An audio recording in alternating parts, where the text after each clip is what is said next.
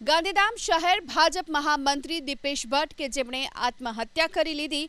આદિપુરના ward number 2માં રહેતા 40 વર્ષીય દીપેશ ભટ્ટે ગુરુવારે બપોરે ઘરમાં જ ચૂંદડીથી ગળે ફાંસો ખાઈ જીવન ટૂંકાવી લીધું। દીપેશ ભટ્ટની આત્મહત્યાના સમાચાર મળતા અગ્રણીઓ અને મિત્રો હોસ્પિટલે પહોંચ્યા। જોકે દીપેશ ભટ્ટે કયા કારણોસર આત્મહત્યા કરી તેનું ચોક્કસ કારણ જાણી નથી શકાયું।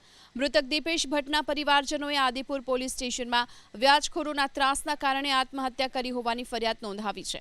મૃતકના પરિવારજનોએ કુલ 18 લોકો સામે નામજોગ ફરિયાદ પણ નોંધાવી છે અને ફરિયાદના આધારે આદિપુર પોલીસે વધુ તપાસ હાથ ધરી છે। ગાંધીધામ શહેર ભાજપ મહામંત્રી દીપેશ ભટ્ટ કે જેમણે આત્મહત્યા કરી લીધી।